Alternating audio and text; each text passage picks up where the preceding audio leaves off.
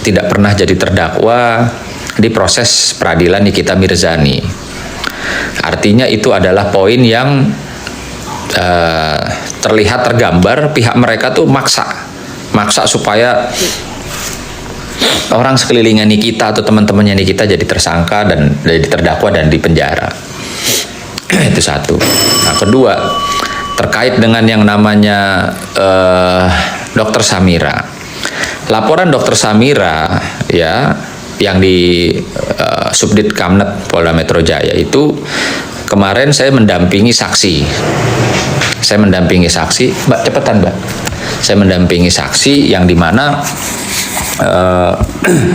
saksi tersebut adalah saksi yang betul-betul melihat, mengalami pada saat adanya persekusi atau intimidasi atau penyerangan yang dialami oleh Dr. Samira, klien saya atau Doktif itu loh. Nah, yang dimana si Arif Afanda ini juga masuk dalam salah satu terlapor karena memang dia melakukan aktif ya, ngata-ngatain Doktif apa segala. Jadi dia tidak bisa mengelak karena jelas perbuatan dia disaksikan banyak orang gitu loh. Jadi setelah kemarin saya tanya sama penyidik di Subdit Kamnet Polda Metro Jaya, kenapa penanganannya agak sedikit lama? Itu semua dikarenakan dari pihak mereka, pihak SS termasuk Pandanya sendiri itu saya mendapatkan info bahwa khusus si Panda itu, dan dia sudah mengakui ya, dia istilahnya mengulur waktu, minta penundaan, minta ini itu ya pemeriksaannya. Jadi memang memakan proses. Nah, perlu diketahui juga bahwa ini proses yang dilaporkan oleh Doktif, saya dapat pastikan sebagai pengacaranya Doktif itu jalan ya, tidak ada kendala, tidak ada tidak jalan, semua jalan. Jadi kita ikuti, kita hormati proses hukum aja ya. Itu. Jadi ya siap-siap aja gitu loh. Itu satu. Terus kedua, terkait dengan apa yang saya sudah laporkan kemarin ya, bahwa ini saya bicara juga khusus buat buzzer mereka atau tim mereka yang ada di live saya saat ini. Silahkan Anda cek seorang Sunan Kalijaga diundang live di televisi-televisi besar seperti Metro TV, TV One, MNC, RCTI, Trans TV. Semenjak tahun 2000, ya katakan sejak 2009 lah, sampai dengan kemarin yang diundang di TV One. Pernah nggak, saya tanya, pernah nggak ada kasus insiden seorang Sunan Kalijaga ribut-ribut di acara stasiun TV live? Pernah nggak?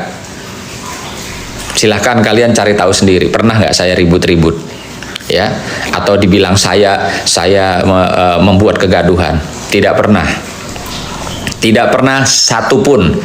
Dari 2009 ya, saya hadir di televisi acara debat live atau dan lain sebagainya. Saya hadir di Metro TV, TV One, Trans TV, RCTI, MNC. Tidak pernah saya ribut dengan siapapun. Ya, garis bawah. Saya ketemu dengan lawan-lawan saya, ya, tidak pernah. Bahkan beberapa kali juga saya diundang. Saya sering sekali diundang di acara TV show-nya Bang Hotman Paris, sangat sering sekali. Nggak pernah saya ribut sama orang. Kenapa kemarin di TV One tanggal 12 Agustus saya bisa ribut? Karena saya diprovokasi, dipancing, ya. Dan buat saya sebenarnya nggak masalah. Saya orangnya nggak baperan kok. Lo mau katain gua, lo mau apa? Selama tidak menyentuh badan saya. Selama tidak menyentuh badan saya. Itu pada intinya. Kalau buat kalian yang belum tahu atau ini penyusup-penyusup, gua kasih tahu nih, ya. Buktinya apa? Mereka mau kirim pasukan apa banci rombengnya untuk teriak-teriak saya, menyerang, mengintimidasi klien saya tidak melakukan apa-apa. Melaporkan juga tidak. Tapi ketika badan saya disentuh, ya, didorong, mau dipukul, bahkan kena pukul atau dipukul, maaf, seorang Sunan Kalijaga nggak akan pernah bisa terima, ya. Bahkan di acara live tersebut saya sampaikan, lo kalau mau ribut sama gue di luar, jangan di sini. Ini tempat debat. Ini studio orang yang tempat debat. Kalau mau berantem sama gue, mau fight sama gue di luar, saya bilang. Ada pernyataan itu, ya, jelas ada pernyataan itu. Artinya nggak mungkin kalau saya memulai, ya, apa yang seperti mereka bilang Sunan mendatangi, memulai duluan. Nggak ada ceritanya, nggak ada kamusnya seumur hidup. Saya tidak dibayar sama siapapun untuk bikin gaduh, ya. Saya punya nama baik, saya punya nama besar yang tidak perlulah kasarnya kalau tidak menyentuh fisik saya, tidak perlu saya sampai terlihat semarah itu, ya, semarah itu. Jadi semua itu ada sebab ada akibat. Mungkin kalian belum dapat potongan aslinya, gambaran asli dari awal bahwa seorang Juli, saya lupa namanya, seorang Julianus itu yang pertama kali mendatangi saya pada saat sebelum dimulainya acara live tersebut. Dia mendatangi saya dengan muka yang tidak ramah terhadap saya. Ya, saya kan nggak kenal dia juga nggak kenal saya. Ya, dia pernah press conference, siapa itu Sunan? Sunan itu siapa? Ya, dia pernah menyatakan hal itu dan ada di igoi saya. Saya posting bahwa dia menyatakan siapa itu Sunan. Sunan itu siapa? Artinya saya pribadi juga nggak kenal dia. Saya tidak pernah bertemu dengan dia sebelumnya. Ya, dia menghampiri saya dengan muka yang tidak ramah, yang buat saya ini orang mau ngapain sih gitu loh. Kalau mau salaman mukanya nggak gitu. Ya, kalau mau salaman harusnya mukanya nggak gitu. Dia mengajak saya salaman, saya sempat melihat dia berapa detik. Akhirnya saya ulurkan tangan saya juga, dia salaman, lalu dia buang muka. Setelah dia buang muka, dia pukul. Ya terserah lah apa bahasanya, pukul atau dia tepak maaf, dada dan bahu saya sebelah kanan. Sekarang saya mau tanya, apakah itu mencerminkan adab orang yang bersalaman? Saya jujur, saya belum pernah melihat dari kecil ada orang bersalaman dengan itikat baik, dengan maksud baik untuk berteman, untuk kenalan seperti itu. Nggak ada. Tidak ada orang salaman itu kepada seseorang yang tidak dikenal, ya, dia loh yang menyatakan dia nggak kenal saya.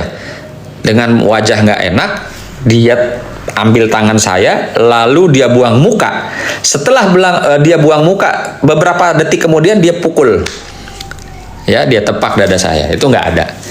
Nggak ada orang adabnya atau apapun alasannya bersalaman seperti itu.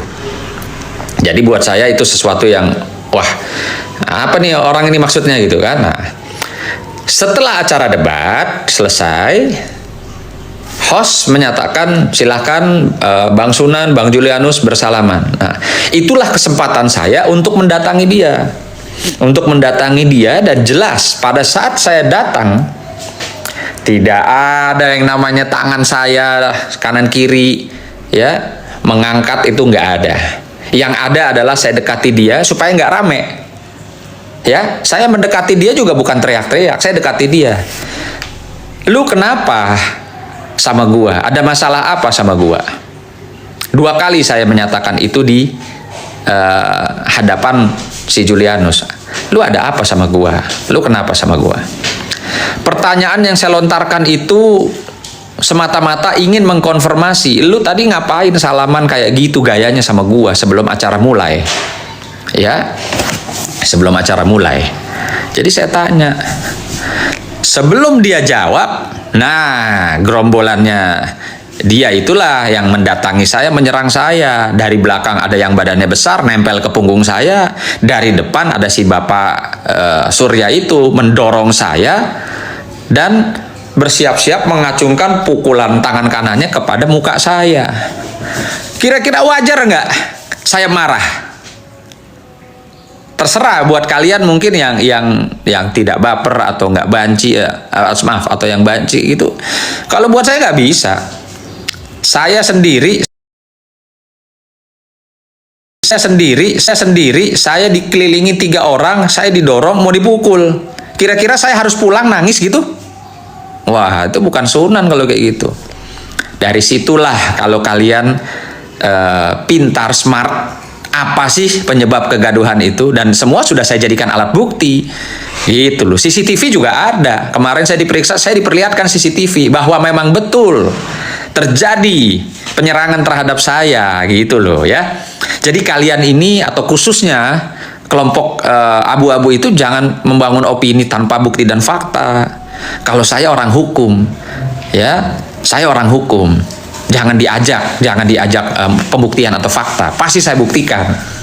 Kalau kalian kan cuma bisanya sebagai buzzer atau fans atau pengikut tuh cuman membuat berita-berita hoax, ya kan, menggiring opini-opini hoax. Nggak laku buat saya juga. Nggak laku. Jadi di dunia hukum tuh penggiringan opini tanpa disertai alat bukti itu 0 nilainya. Hoax, nilainya 0. Nah, disitulah terjadi keributan, ya. Jadi saya ulangi nih, yang belum paham. Kok bisa terjadi keributan di stasiun TV itu malam itu? Karena saya didatangi terlebih dahulu sebelum acara dimulai. Ya, saya didatangi dengan wajah yang tidak bersahabat, tidak ramah, menjulurkan tangan. Saya sampai terdiam berapa detik, siapa nih orang kan? Akhirnya saya pikir ya sudah, dia mau salaman, saya salamin. Setelah salaman dia buang muka, dia pukul saya. Itulah pemicunya, saudara-saudara. Itulah pemicunya yang membuat saya merasa tidak senang. Oh, lo mau main jago-jagoan sama gua gitu kan? Oke. Kalau bicara jagoan, saya bukan jagoan. Tapi kebetulan saya, termasuk anak saya yang laki-laki, itu dari kecil. Dari kecil kami sudah ikut bela diri. Ya, saya ikut taekwondo, saya sebentar ikut karate, dan sampai saat ini saya ikut boxing gitu ya. Sehingga kalau menurut dari tim kuasa hukumnya DRG itu, dia dipukul sama saya 3 kali. Kalian coba bisa bayangkan, seorang Sunan Kalijaga yang memiliki ilmu bela diri pukul pengacaranya DRG dan Dr. Andreas itu 3 kali. Kira-kira kacamatanya dia hancur nggak? Kira-kira matanya lebam biru nggak? Kira-kira bibirnya dia robek nggak kalau saya hajar 3 kali? Saya orang yang punya ilmu bela diri. Kira-kira gimana mukanya? Ya, dan itu sudah terpatahkan. Kenapa? Karena pada saat selesai kericuhan, keributan yang ada di dalam studio, kita keluar sama-sama. Dan di hadapan teman-teman wartawan, media yang nyala semua kameranya, saya sama siapa namanya, orang yang mengaku dipukul saya 3 kali itu, kita sama-sama preskon, wawancara. Tidak ada terlihat matanya bengkak, biru, atau picek, atau berdarah-darah, robek, saya pukulin 3 kali. Nggak ada. Jadi gini, silahkan kalian mau melaporkan, itu hak kalian. Ya, tapi saya mohon, jangan fitnah, jangan mengada-ngada, jangan membuat cerita yang nanti saya bisa buktikan gitu loh ya. Dia cerita dipukul Sunan 3 kali, dipukul rekannya Sunan 3 kali, artinya 6 kali. 6 kali yang dia laporkan di Polda Metro Jaya, kena 6 kali pukulan, sama Sunan 3 kali, sama rekannya Sunan 3 kali, 6 kali. Lu bisa bayangin nggak mukanya kayak apa kalau 6 kali? Ya, gue bukan sombong. Gue kalau mukul orang sekali aja, kalau nggak jatuh bohong. Ini dia cerita 6 kali dia dapat pukulan. Dari saya 3 kali, dari rekan saya 3 kali. Bisa dibayangkan nggak kayak gimana itu bentuknya kalau 6 kali sama kita orang-orang yang bisa bela diri. Jadi udahlah, stop bullshit, ya kan? Just prove it. Stop bullshit, just prove it. Berhenti lo ngoceh-ngoceh bohong, buktiin. Lo ngelaporin gua, ya, lo bilang gue 3 kali mukul, lo mesti bisa buktiin gue 3 kali mukul. Ya, kalau enggak, ya tahu sendiri lah konsekuensinya. Dan buat saya, buat kalian yang bilang saya penakut, saya apa istilahnya pecundang, gini aja. Itu kan banyak tuh, atau mungkin di sini nih ada yang mau sponsorin saya naik ring, ya. Tapi persyaratannya cuma satu kalau dari saya. Naik ring sama saya jangan 1 orang, minimal 2, ya. Itu loh. Kalau 1 orang percuma, minimal 2. Ayo kita naik ring. Gampang kan? Gampang. Biar kelihatan, biar tahu gitu loh. Jadi buat saya hal-hal seperti ini sebenarnya konyol, tapi